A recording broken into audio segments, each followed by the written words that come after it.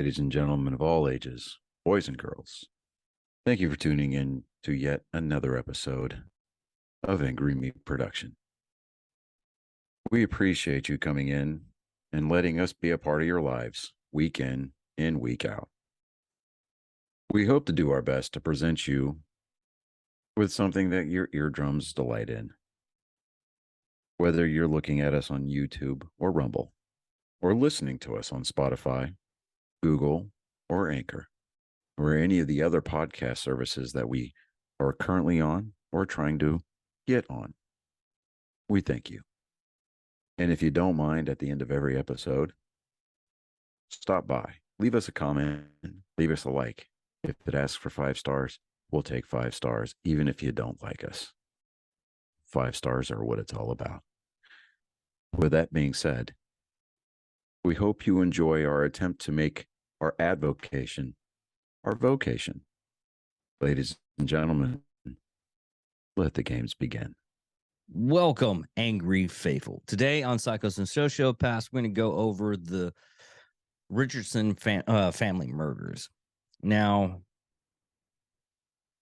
we're just going to go ahead and get into it, make it fast. It's Thanksgiving weekend, so I still got other stuff I have to do, but we're still going to put out some quality, crazy people so you can have a little bit of craziness in your crazy life, and it doesn't have to be your family during Thanksgiving. Anyways, the starting of this was a discovery at 1 p.m. on April 23rd, 2006. The bodies of husband Mark Richardson, 42, and wife Deborah, 48, were found in the basement of their home. And the body of their son, Taylor Jacobson Robertson, age 8, was discovered upstairs. Absent from the home at the time was the couple's 12-year-old daughter, Jasmine. For the time, it was feared that she might also been a victim, but she was arrested the following day in a community of Leader. I'm going to butcher the holy hell of this name. The town is actually Leader, but the name... Saskatchewan. I should have gotten that one. Anyways, about 130 kilometers or 81 miles away, with her at the time boyfriend, who was at 23. Yes, you heard that right. She was 12 years old. Jasmine was 12 years old, and the boyfriend, Jeremiah Allen Stinks. And yeah, I got that name right. I went over it like 3 times. Was 23. Both were charged with 3 murders. Later on May 3rd, 2006, Stinks' friend, Casey Lancaster, 19, was charged with being an accessory for driving them away in her pickup truck later in the day and disposing of evidence.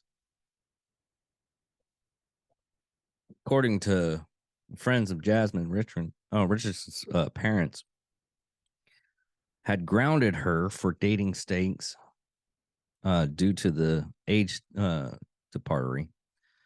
Her friends had also criticized the relationship. I mean, she was 12 years old at the time, and it gets stranger. Trust me. Shortly after her arrest, Stinks asked her to marry him, and she agreed. According to her friends of Stinks, he told them he was a 300-year-old vampire. Yeah, you heard that right.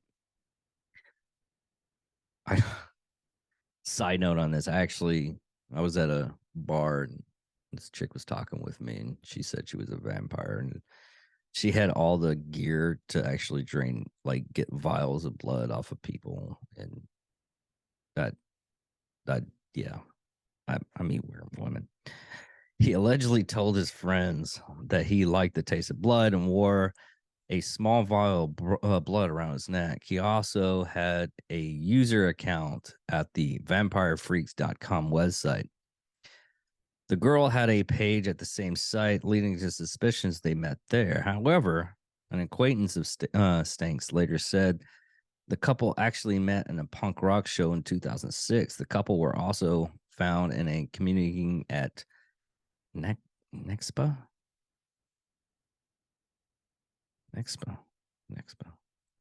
Neoxopia.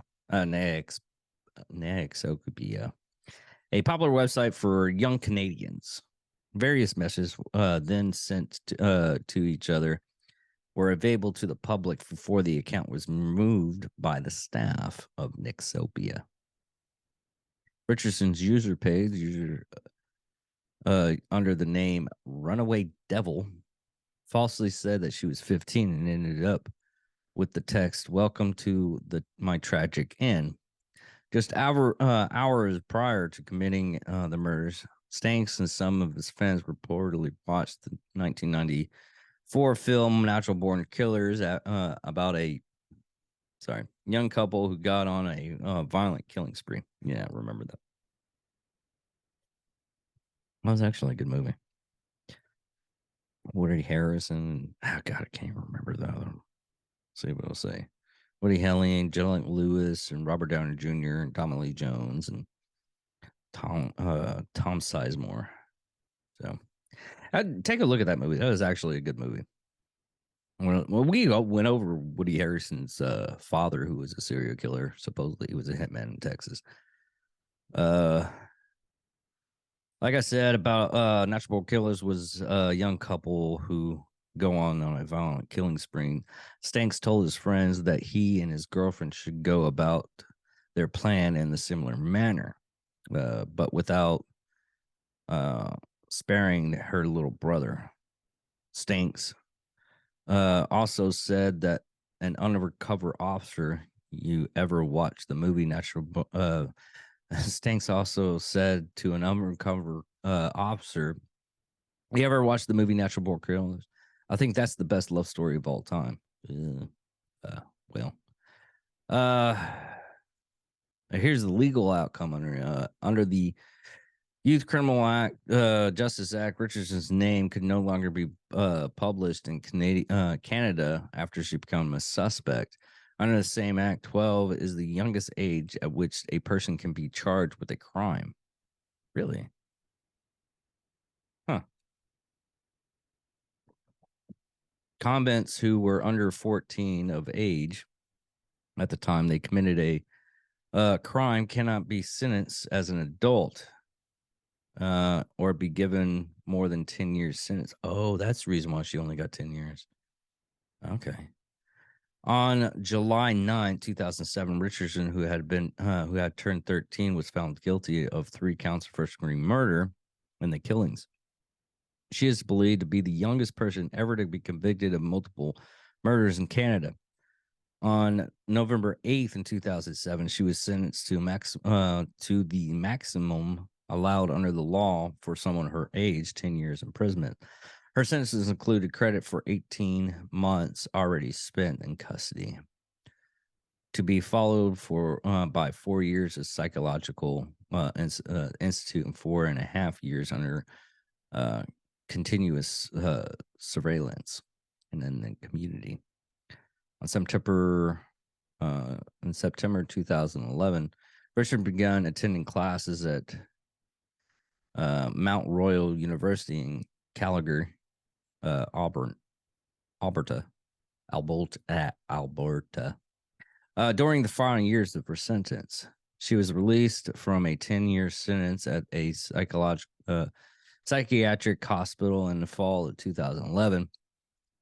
And in October 2012, it was reported her rehabilitation was going well, and she's expressed remorse for her actions that experts consider genuine. In May 2016, her sentence was complete, and she was free from further court order conditions restricting or supervision after the final sentencing reviewed in May 6, 2016. Now, going on Jeremy Stikes. Stikes admitted that the murders of the parents and conviction with the undercover police officer while in custody. He was tried in November 2008 and found guilty of 3 counts of first-degree murder of the killing of the Richardson family. On December 15, 2008, he sentenced to 3 life sentences, 1 for each degree of murder. The sentences are being served concurrently. and strikes is ineligible for parole after serving 25 years while he's eligible. Accessory and murder charges against the couple's friend, Casey Lancaster, was dropped, and she's plead guilty to disrupting justice in Medicine Hat Provincial Court. She received 1 year house arrest and part of a plea and begun with orders to refrain from drugs and alcohol. That was a good order. Now, let me get a little bit more in depth. I sent out a couple of other articles I wanted to check out. At least some.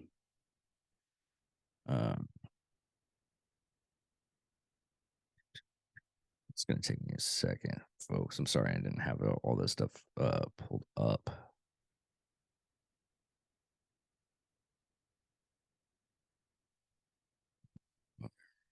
Okay, there.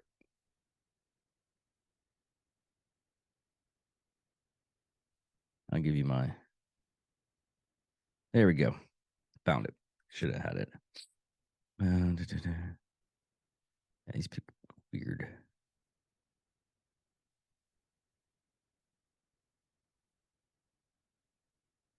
And there's actually a book called Runaway Devil.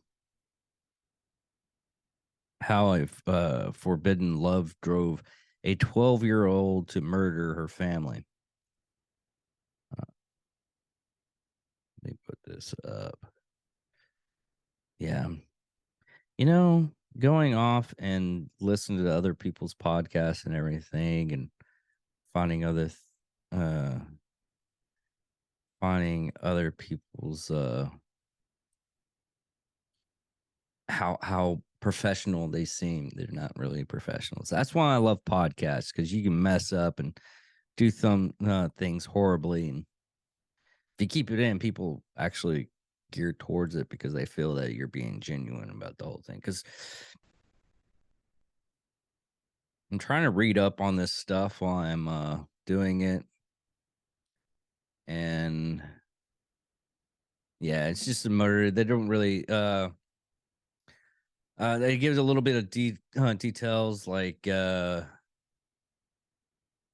investigators found the bloodbath. The bodies of Deborah, 48, and Mark were in the basement. Mark had 24 knife wounds, if you want to know how many times they were stabbed.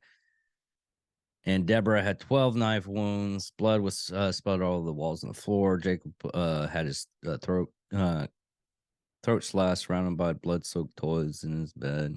One investigator noticed the family photo of the picture of Jasmine and searched for the house of her, for her body, but no signs.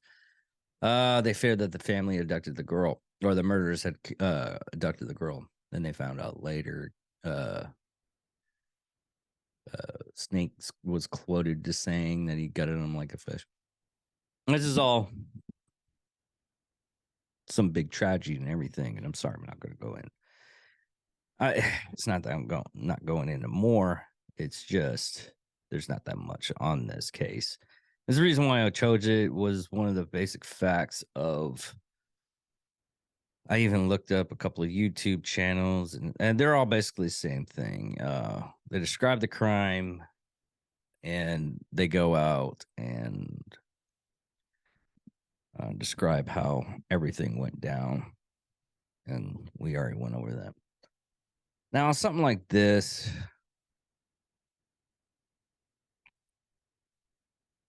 kids are real. I'm dealing with a 16-year-old, but she doesn't have any kind of murder factor, so we're good on that. But I don't know if it's the parents' fault. I really don't think it's the parents' fault on this one. They were trying to get her away from the basically what you call it, the pedophile. He's trying to get her away from the pedophile. A lot of places you can convict them. You can make sure it's a what is it? Not court order, restraining order. There we go. I figured out words today. But You can do a court order that pushes the guy away, but it just seems like she was determined she would, I'm guessing, no, like real thought out and everything is the family didn't really have a good tabs on the daughter, or they could have. Can't really ask them questions because they were murdered. The whole family was murdered. Probably can ask the friends, see if they heard anything, but we don't have anything on that. But it's really sad that persuasion on a child, and yes, she was a child. All the weird stuff that Jeremy, sorry, or Jeremiah, don't really care about. I'm giving his name right because he was a piece of shit. Was legitimately crazy, and he brought that craziness onto Jasmine. And that's what happened on this one. I want to say it happened the same way. Jasmine. I want to say it happened the same way that Bonnie and Clyde did, and that other one that we did with the Navy SEAL and his wife, going out and killing those people. That it was the woman's idea, but looking at all the stuff on here, it's probably the boyfriend's idea to killing the family, since he watched that Natural Born Killers, and a lot of people were use that as a reference. This is the reason why I did this, because of Natural Born Killers. And if you come around on movies like that, and was it Taxi? Yeah. The guy that shot is it Lennon? It was either Lennon or Ronald Reagan. I think it was Ronald Reagan.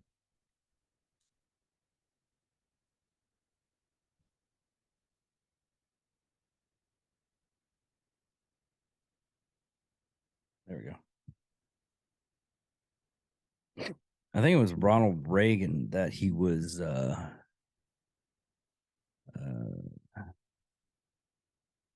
assassination attempt, which was really strange. I think the guy had watched Taxi. Update. I'm so glad that we can talk about COVID nowadays, about how much of a piece of shit, and now all the this is the only time I'm going to talk about this high horse bullshit. How much it was all fake. I'm ranting because I don't have that much stuff to cover on this one. I like how they're making a book, Amnesty for COVID-19, to where we were given wrong information. I was like, yeah, everybody knew that, and kept on being a little bitch about it. That's the only thing on my high horse. Yeah, I said it. Fuck you guys, and fuck everybody that suppressed it. Yeah, I'm working on YouTube to build up my audience, and YouTube's the main thing that actually did it. So fuck you guys. We'll just go with attempt. But yeah, the guy that tried to assassinate Ronald Reagan. I'm trying to find his name. I'm not finding it. That's weird. Oh, there we go. John Hinckley. I think the reason why it was either this guy. Well, anyways, he had a thing for the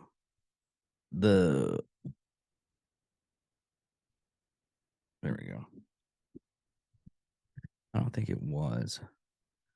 But he had a thing for Jodie Foster, and the whole thing was she was in the movie, she was a 12-year-old hooker, blah blah blah, and Travis Bickle, Robert De Niro's character, had his own demons, and he had to protect the Iris. But the whole thing is John Hinckley thought he needed to protect Jodie Foster, and that's the whole reason why the suicide attempt of Ronald Reagan happened, or is it Lennon? Either way, the guy was fucking nuts. I'm curious now.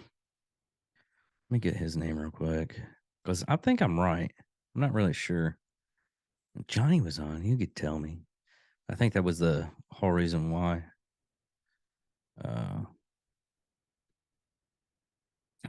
But he's actually out now. Huh. That's weird. Yeah, he's actually out now.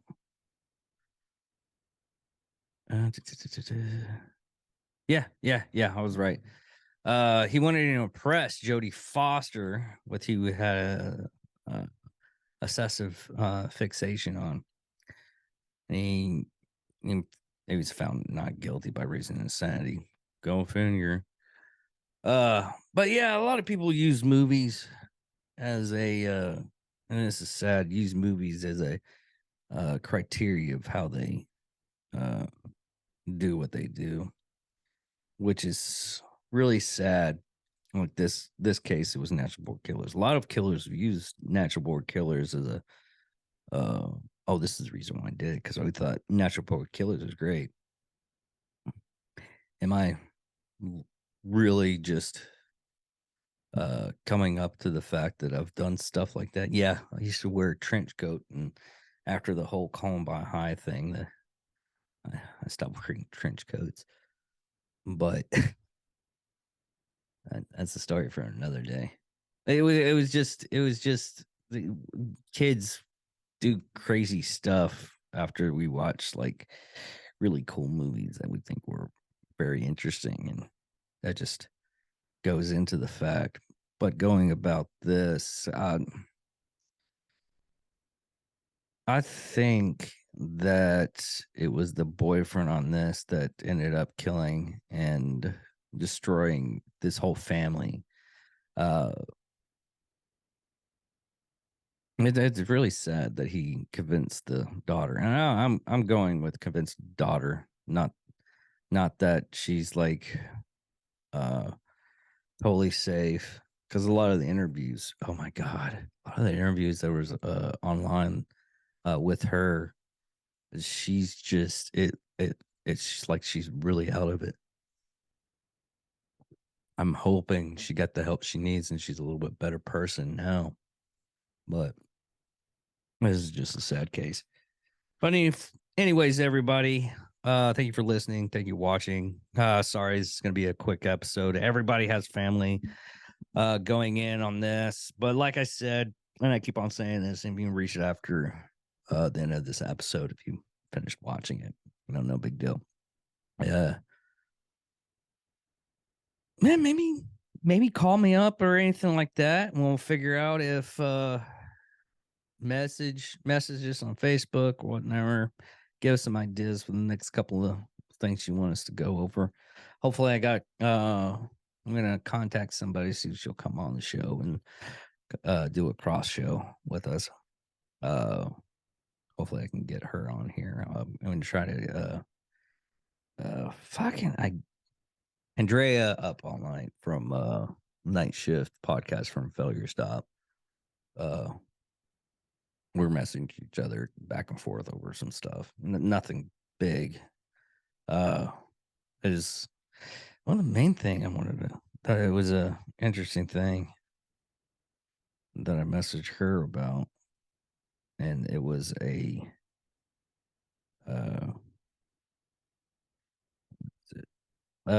exploiting the mind of a killer. She nerded out on that stuff. Well, she nerds out on that stuff, which I don't get sometimes. I nerd out on it too, and the basic fact of understanding how killers react. Sometimes it's the frontal lobe, and this neuroscientist Jimmy Fulton, Fallen. I think it's Fall on. Yeah, Fallen. He went over minds of the killer and everything like that, and it was an interesting thing. Uh, hopefully we can collab on stuff. I like to get other people's opinions on the killers and everything. I mean, I had Tansy, that's part of her show too, and he gave the how a murder scene is processed by the cops area, and how FBI stuff works and everything. So sorry for having this really short, people.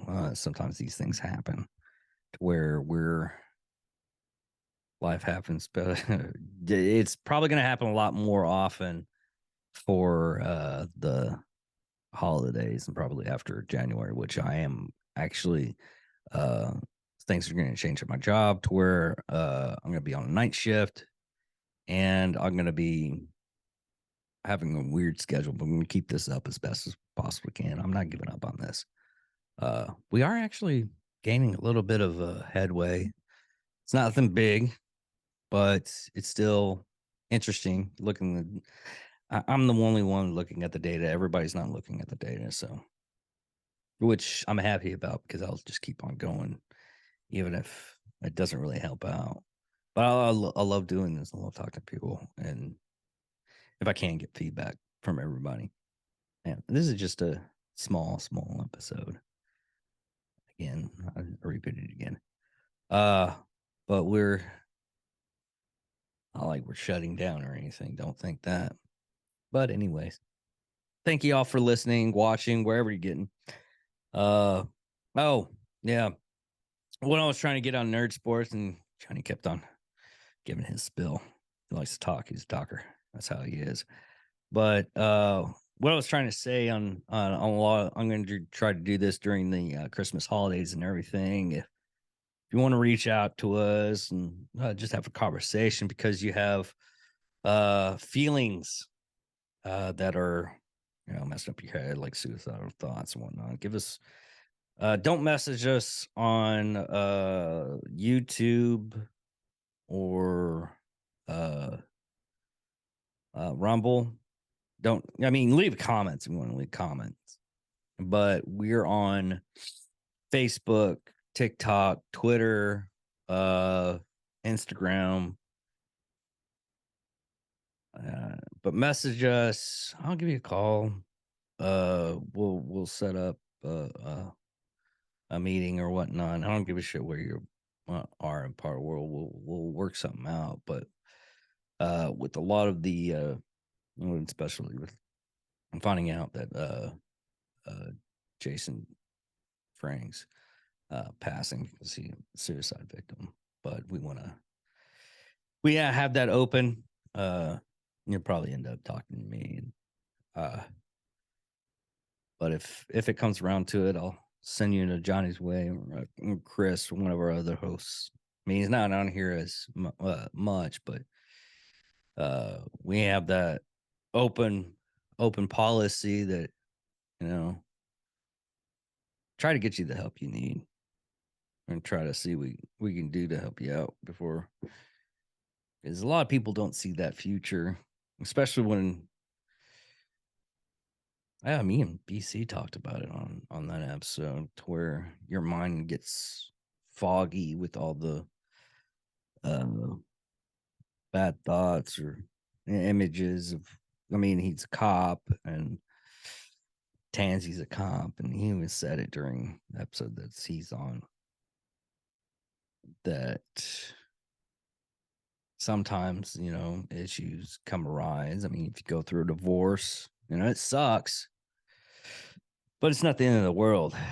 It's going to suck for a while, and you're going to have a lot of suck happen. Me, Johnny, and Chris has all gone through of it, and most of the people that's been on the podcast has gone through it, but some of them have actual caring love lives. But search us out. I mean, even Failure Stop, Breach with Them, which a lot of the people that I talk to on this podcast or talk about on this podcast, and they're willing to. That's one thing about the podcast community that we have now, is we don't have the thought of, oh, like, I mean, TV and talk shows, they don't really like help out. They don't give out information nowadays. You more or less are easy to talk, get a hold of people that think you can help you out. If I'm a person that you think can help out, I'll help as much as I can. I'm all no money or anything like that, but I'll be a ear and voice. I mean, that's how I am. That's all I was raised up to be. I don't know if it's right or wrong, but still there. And just reach out and see what happens. Walk you off that ledge, walk you off that ledge. I mean, most of the time it's especially nowadays with the holiday season and the what do you call it? Let's see. Sorry, I'm drinking a Black Rifle coffee, 300 milligrams. Reading the thing, I get off bases a lot. I think that's the reason why a lot of people listen to the show is just to see where I think this is my thinking. Yeah, I won't touch bases on the other stuff. And yes, I do this a lot. Me and Johnny do it a lot. Me and Chris do it a lot. We're all ADHD people. and we'll get off topic. I mean, it took me just a second to get off topic. I was rolling there. Everybody felt it. I was like, everybody's like listening. I was like, when is he gonna get back to the stuff that he was talking about like 5 seconds ago? Probably never. Never know. If I don't have anybody here keeping me on track, it was probably never gonna happen. Uncle said, I need to go. Okay. Yeah. Oh God. Oh, we're the worst ones to do this shit. And now I'm actually and my wonderment is really really trying to figure this. It's called MCT oil, mission focused amino acids and everything. It's what's in this stuff. And I was just medium length chains of what? Okay. Medium chains. Triacid oil contains medium lengths of fats called, okay, it's fat. All right. Figured it out. But anyways, as I was saying, there's a lot of celebrities out nowadays. I mean, now that you got like Instagram, emails and stuff like that, you can reach out to those people and they'll take a quick look and they'll reach out to you and make sure you're doing all right. That's a good thing about I mean, the only other one was the guy that played Scotty that I remember, and he got this woman to go, and it's the sweetest story I have ever heard, and I keep on telling it. Well, Scotty's I forget his actual name. I'm not even gonna look it up because I want to get this stuff done. You can look it up, comment on it, and I'll probably eventually remember it because I keep on telling this story and I keep on looking at his name. But he got a letter from an individual and she was about to commit suicide. And he's like, hey, just come at the con and come visit with me. I'll have you sit next to me. We'll have a chat while I do autographs. It's no big deal. And he was firm with his word. And after a while, she stopped going to cons for like a couple segments, and finally Reed got to her, and she's I think she was a mechanical engineer. She's a mechanical engineer with her master's now. Yeah, she's a lot better. A lot of times it just takes just quick conversation, someone listen to your problems, and you just realize problems aren't that bad, especially with other people's problems. But yeah, holiday season. No, it's horrible. It's supposed to be great, but we got stressed out.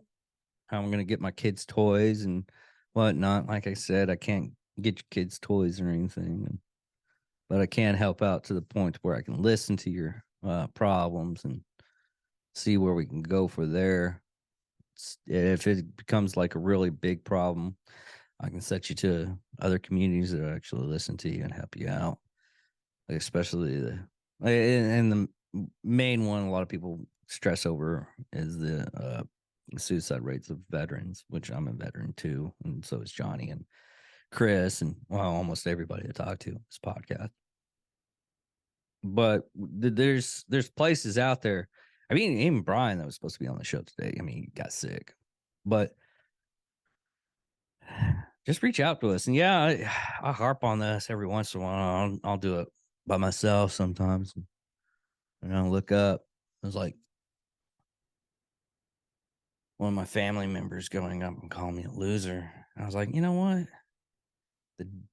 Every day that I wake up, and I got this from Al Bundy from Marrow Children, but every day that I wake up and I don't start a shotgun, I'm a winner.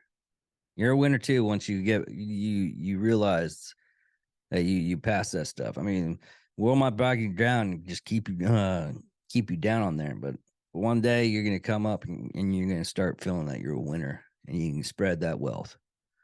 Not maternally, if you have money and just tossing it away, but the wealth of you feeling like you can handle life nowadays. But just keep on going, everybody. Love you guys. Hope everybody had a good Thanksgiving, and we are out of here.